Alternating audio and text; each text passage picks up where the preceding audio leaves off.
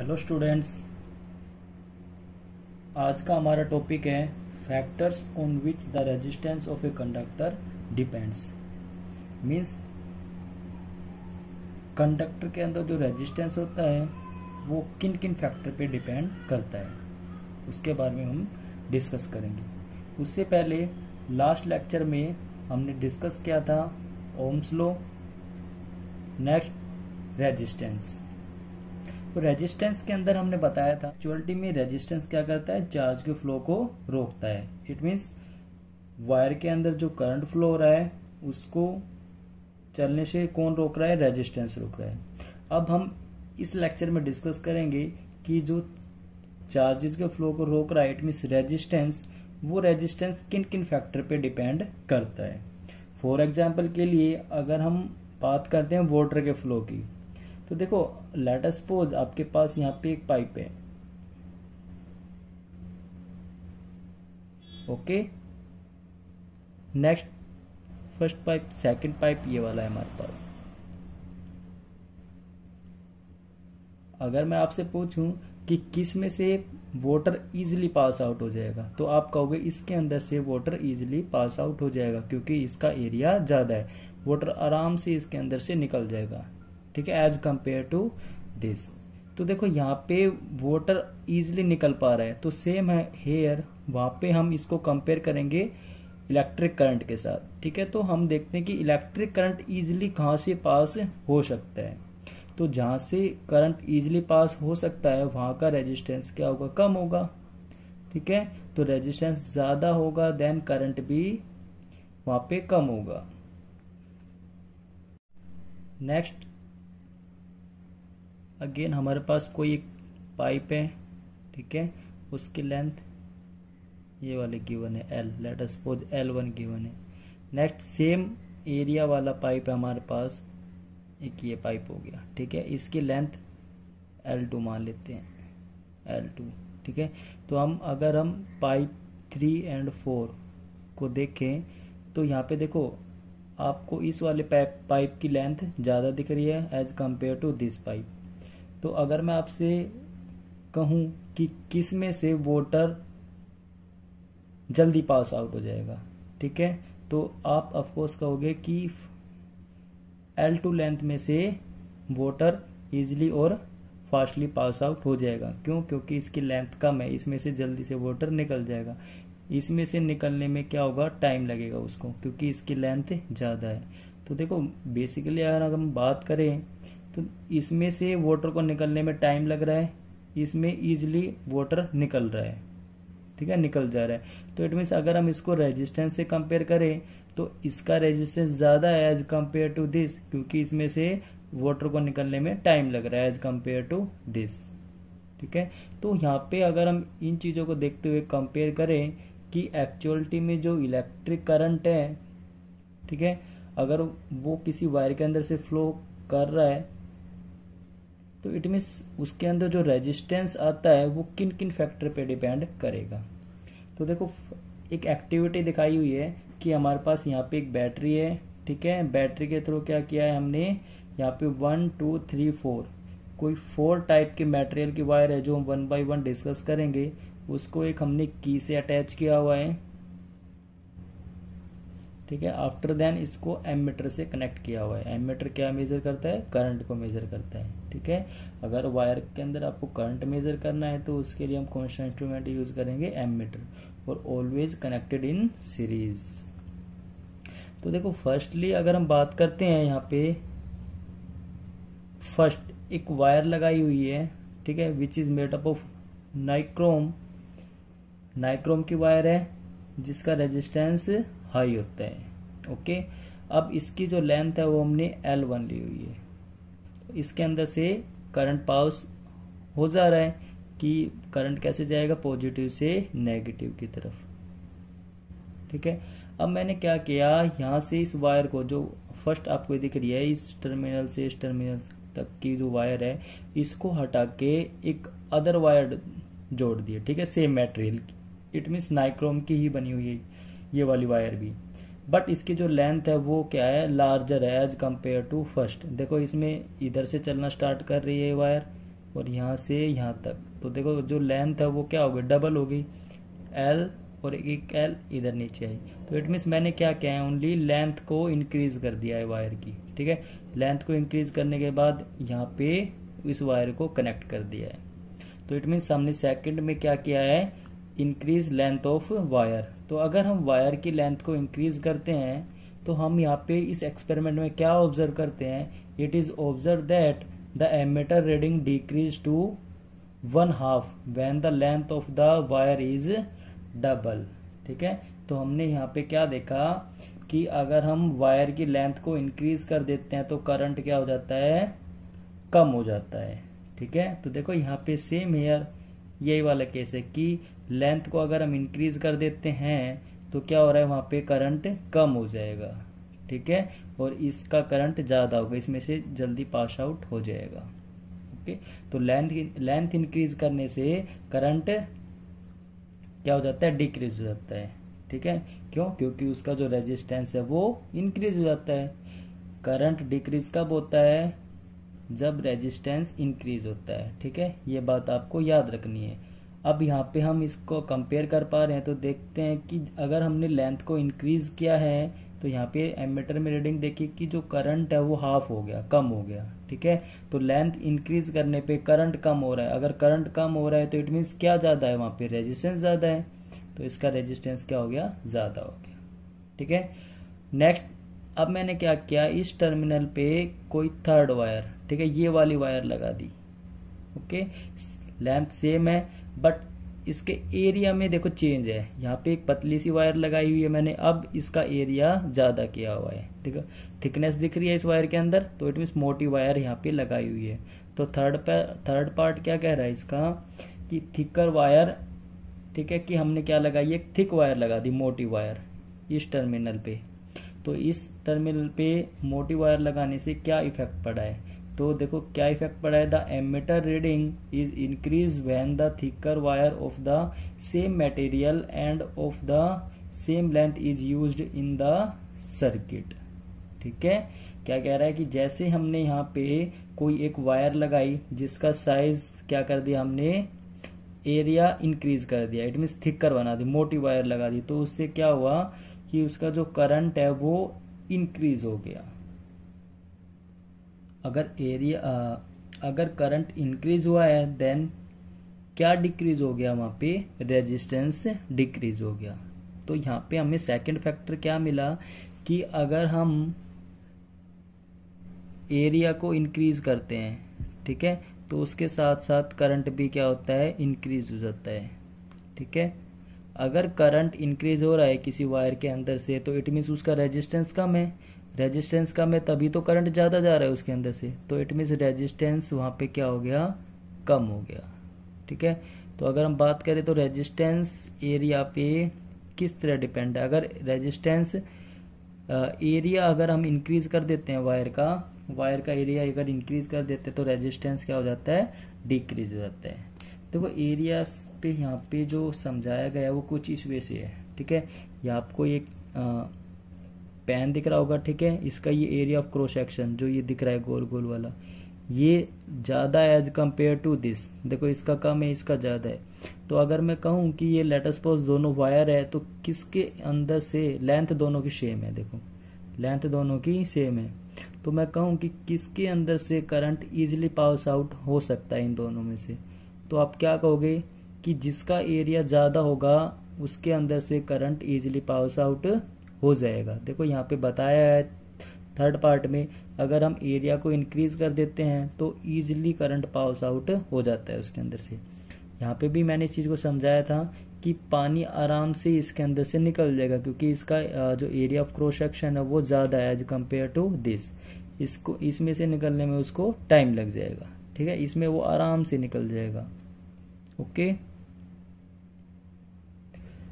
Next fourth point में देखो, fourth point में हमने क्या किया है कि यहाँ पे तो हमने नाइक्रोम की वायर यूज की थी फर्स्ट सेकंड थर्ड में, अब हमने क्या किया वायर को ही चेंज कर दिया, नाइक्रोम की जगह हमने कोई अदर मटेरियल की वायर ले ली, let us suppose copper aluminium, ठीक है, कोई अदर मटेरियल की ही वायर ली है, तब उस पर क्या इफेक्ट पड़ा, इट मीन्स करंट पे क्या इफेक्ट पड़ेगा। तो तो देखो क्या कह रहा है कि फोर्थ पॉइंट में change material of wire, A change in emitter when wire of different material of the same length and the same area of cross section is used।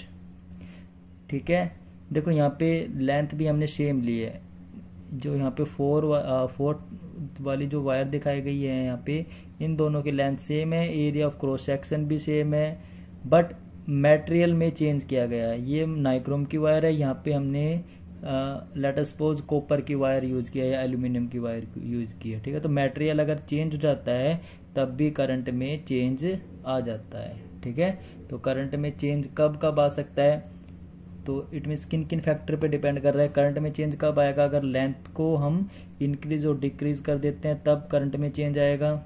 ठीक है, अगर एरिया ऑफ क्रॉस सेक्शन को increase और decrease कर देते हैं तब भी करंट में चेंज आएगा। अगर हम मटेरियल को ही चेंज कर दे, ठीक है, तब भी करंट के अंदर चेंज आ जाता है। ओके, यहाँ से हमें इन चीजों का पता चल गया कि लेंथ, एरिया और मटेरियल पे डिपेंड करता है। ओके, अब हमें ये तो पता ही है कि अगर रेजिस्टेंस ज्यादा है तो करंट कम होगा। ठीक है, रुकावट अगर ज्यादा है तो इलेक्ट्रिक करंट कम होगा, अगर रुकावट कम है देन इलेक्ट्रिक करंट ज्यादा पास आउट हो जाएगा। इस चीज का हमें पता है। ओके, अगर हम इन चीजों को रिलेट करें यहाँ पे, तो देखो यहाँ से क्या हो रहा है कि अगर हम लेंथ को इंक्रीज कर रहे हैं, ये इंक्रीज का साइन दिखा रहा हूँ ऊपर। ठीक है, तो क्या हो रहा है, लेंथ को इंक्रीज करने से करंट डिक्रीज हो रहा है। ठीक है, इस चीज को समझना, लेंथ को इंक्रीज किया तो करंट क्या हो रहा है, डिक्रीज हो रहा है, कम हो रहा है, नीचे एरो आ रहा है। अगर करंट कम हो रहा है तो इट मीन्स क्या ज्यादा हो रहा है, उसके अंदर रेजिस्टेंस ज्यादा हो रहा है। ठीक है, तभी तो करंट कम हुआ है। तो यहाँ पे अगर हम देखें तो रेजिस्टेंस का लेंथ के साथ क्या रिलेशन है कि रेजिस्टेंस इंक्रीज होता है कब, जब लेंथ इंक्रीज होती है। ठीक है, तो हमें यहाँ से पता चल गया कि R directly proportional to L, अगर लेंथ इंक्रीज होगी तो रेजिस्टेंस भी इंक्रीज होगा। ओके, यहाँ से देखो थर्ड पॉइंट से क्या फैक्टर आया कि रेजिस्टेंस कम होगा कब, जब एरिया इंक्रीज होगा। ठीक है, तो यहाँ से क्या आया कि रेजिस्टेंस की वैल्यू कम होगी जब एरिया ज्यादा होगा, तो ये हो गया इनवर्सली प्रोपोर्शनल। ठीक है, एरिया ज्यादा तो रेजिस्टेंस कम, एरिया कम तो रेजिस्टेंस ज्यादा।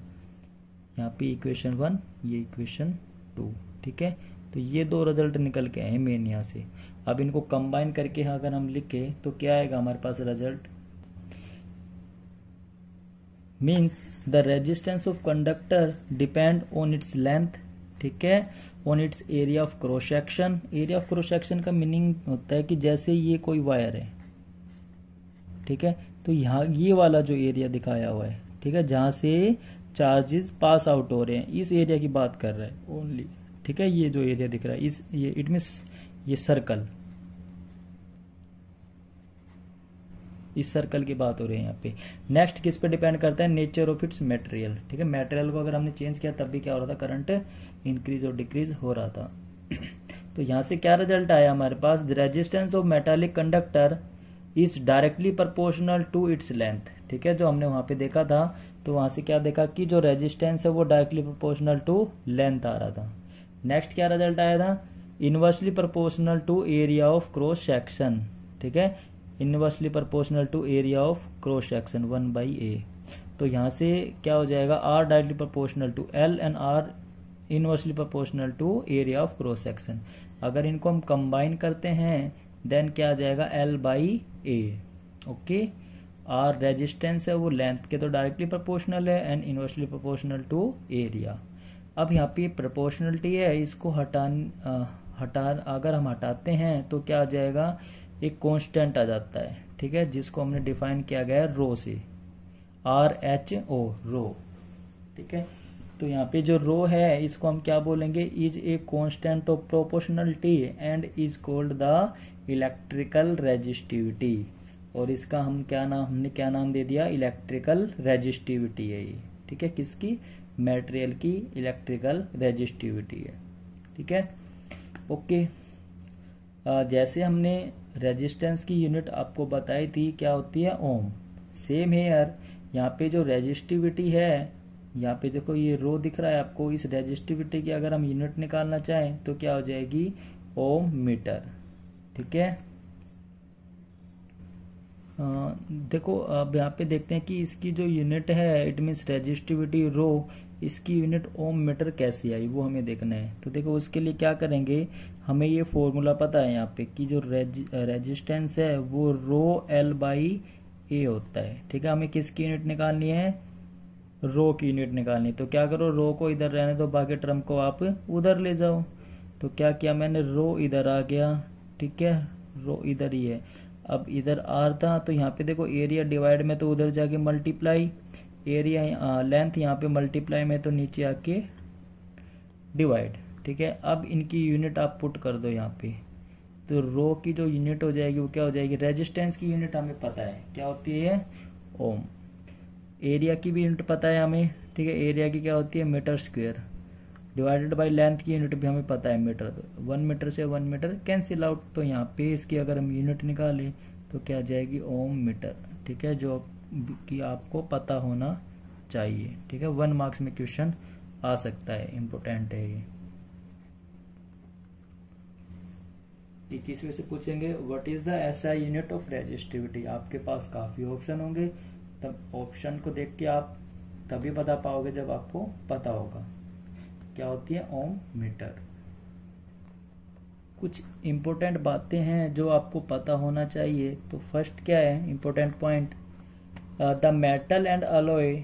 मेटल एंड अलॉय, अलॉय क्या होते हैं, मिक्सिंग ऑफ 2 और मोर मेटल्स, ठीक है, एलिमेंट बोल सकते हैं, have very low resistivity in range of 10⁻⁻8 ohm metre to 10⁻⁻6 ohm metre. ठीक है, तो रेजिस्टिविटी की रेंज कितनी होती है, इतनी होती है, किसके अंदर, मेटल एंड अलॉय के अंदर। Next, insulator like rubber and glass. ठीक है, क्योंकि हमें पता है जो रबर है उसके अंदर से करंट पास नहीं होता, तो इसलिए उसको क्या बोल देते हैं, इंसुलेटर। ग्लास के अंदर से भी करंट पास नहीं होता, तो वो भी क्या है, कि इंसुलेटर है। Have high resistivity in range of 10⁻12 ohm metre to 10⁻17 ohm metre. ठीक है, तो इनमें से करंट पास क्यों नहीं होता, क्योंकि इनकी जो रेजिस्टेंस और रेजिस्टिविटी है वो हाई होती है। Next, resistivity of an alloy is generally high. Alloy की जो रेजिस्टिविटी है वो सामान्यतः हाई होती है as compared to metal. Alloy do not burn at high temperature. Alloy high temperature पे भी बर्न जलते नहीं है। ठीक है, इसी वजह से they are commonly used in electrical heating device. इसी वजह से इलेक्ट्रिकल हीटिंग डिवाइस में हम किसका यूज करते हैं, अलॉय का यूज करते हैं। फॉर एग्जाम्पल के लिए electric iron and toaster. Okay, आपने देखा होगा कि जो बल्ब का जो फिलामेंट होता है इट मीन्स टंगस्टन, वो काफी हीट होने के बाद भी बर्न नहीं होता है। ठीक है, नेक्स्ट थिंग, आपने हीटर देखा होगा, तो हीटर के अंदर भी क्या होती है, वो काफी हीटिंग इफेक्ट प्रोड्यूस करता है, टेम्परेचर काफी उसका हाई चला जाता है, उसके बाद भी वो बर्न, उसके जो वायर है which is made up of nichrome, burn नहीं होती है। क्यों, क्योंकि वो किसकी बनी होती है, अलॉय की बनी होती है। Tungsten is used almost exclusively for filament of electric bulb. ठीक है, इलेक्ट्रिक बल्ब का जो फिलामेंट है वो किसका बना होता है, टंगस्टन का बना होता है। इसमें से 1 मार्क्स में क्वेश्चन आ सकता है कि कुछ इस वजह से कि जो हीटिंग डिवाइस है, इलेक्ट्रिकल हीटिंग डिवाइस, वो अलॉय के क्यों बने होते हैं, क्योंकि जो अलॉय है वो बर्न नहीं होता एट हाई टेम्परेचर पे। ठीक है, हाई टेम्परेचर पे भी अलॉय बर्न जलता नहीं है। इसी वजह से जो इलेक्ट्रिकल डिवाइस है, हीटिंग इलेक्ट्रिकल डिवाइस, वो किसके बनाए जाते हैं, मोस्टली अलॉय के बनाए जाते हैं। Copper and aluminium are generally use for electrical transmission line. ठीक है, जो आपने जो वायर होती है, इट मीन्स आपके घरों में जो वायर है which is made up of copper and aluminium. ठीक है, वैसे मोस्टली जो सब इनमें से जो कम रेजिस्टेंस होता है वो किसका होता है, कॉपर का, उसके बाद एल्यूमिनियम। ठीक है। तो इसमें से अगर हम एक्सपेंसिव की बात करें तो कॉपर वाली वायर ज़्यादा एक्सपेंसिव होती है एज कंपेयर टू एल्यूमिनियम। क्यों? क्योंकि ये मोर टाइम तक हीट नहीं होती एज कंपेयर टू दिस। ये वाली जो वायर है जल्दी हीट हो जाती है as compared to copper wire. इसी वजह से ज़्यादातर हम कौन सी वायर चूज करते हैं? कॉपर वाली वायर को चूज करते हैं। नेक्स्ट थिंग देखो, हमने यहाँ पे बताया था कि जो रेजिस्टेंस है वो किन किन पे डिपेंड करता है? लेंथ एंड एरिया पे डिपेंड करता है। तो नेक्स्ट क्वेश्चन अराइज हो जाता है जो कि इम्पोर्टेंट भी है। तो यहाँ पे जो इक्वल करने पे क्या आ गया था? रेजिस्टिविटी आ गया था। तो अगर हमसे पूछे कि जो रेजिस्टिविटी है वो क्या लेंथ और एरिया पे डिपेंड करती है, तो आपका आंसर क्या होना चाहिए? नो। ठीक है, जो रेजिस्टिविटी है वो लेंथ और एरिया पे डिपेंड नहीं करती। वो एक्चुअलिटी में डिपेंड करती है कि जो भी मटेरियल हम यूज कर रहे हैं उसकी फिजिकल प्रॉपर्टी पे। ठीक है, उस किस पे डिपेंड करती है? उसकी फिजिकल प्रॉपर्टी पे डिपेंड करती है। फिजिकल प्रॉपर्टी पे डिपेंड करने का मीनिंग ये है कि अगर उसमें से हम करंट को पास आउट कराते हैं तो कितने टाइम तक उसके अंदर से करंट पास आउट हो सकता है, कितने टेम्परेचर पे वो बर्न हो जाएगी। ठीक है, उसका मेल्टिंग पॉइंट क्या है, बॉइलिंग पॉइंट क्या है। तो इट मीन्स इन फैक्टर पे मोस्टली डिपेंड करती है। तो देखो, अगर हम बात करें कि कोई हमारे पास थोड़ा और अच्छा समझ आएगा आपके पास कि एक वायर है which is made up of aluminium. ठीक है, हमने इसकी लेंथ ली हुई है एल, सेम वायर है, इसमें हमने इसकी लेंथ देखो इससे ज्यादा है तो इसको हम L2 बोल देंगे। तो अगर मैं आपसे पूछूं कि इनमें से कौन से की रेजिस्टिविटी ज्यादा है, तो इनमें जो रेजिस्टिविटी है वो दोनों की सेम है। क्यों? क्योंकि जो रेजिस्टिविटी है मैंने बताया था वो लेंथ और एरिया पे डिपेंड नहीं करती। ठीक है, एक वायर ये है मेरे पास, सेकंड वायर यहाँ पे मेरे पास ये वाली है which is made up of copper. अब मैं आपसे कहूँ कि इनमें से किसकी रेजिस्टिविटी ज्यादा है। ठीक है, तो देखो यहाँ पे मटेरियल में चेंज आया है, यहाँ पे एल्यूमिनियम है और यहाँ पे क्या है? कॉपर है। तो ऑफ कोर्स रेजिस्टिविटी भी चेंज हो जाएगी क्योंकि यहाँ पे इसकी फिजिकल प्रॉपर्टी चेंज हो गई। ठीक है, इसका बर्निंग पॉइंट या मेल्टिंग पॉइंट कुछ और है, इसका मेल्टिंग पॉइंट कुछ और है। ओके, तो यहाँ पे जो रेजिस्टिविटी है वो इसकी ज्यादा होगी एज कम्पेयर टू दिस। ठीक है, तो इस चीज का आपको याद रखना है कि जो रेजिस्टिविटी है वो लेंथ और एरिया पे डिपेंड नहीं करती। किस पे डिपेंड करती है? मटेरियल की प्रॉपर्टी पे डिपेंड करती है। ओके, फिजिकल प्रॉपर्टी जैसे टेम्परेचर हो गया। ओके, इस लेक्चर को हम यहीं पे स्टॉप करते हैं। नेक्स्ट लेक्चर में हम डिस्कस करेंगे कि रेजिस्टेंस है उनको हम एज ए सिस्टम में किस तरह से कंबाइन कर सकते हैं। ठीक है, तो कंबाइन करने के हम पास 2 वे है उसके अंदर जो हम नेक्स्ट लेक्चर के अंदर डिस्कस करेंगे। Okay, bye dear students.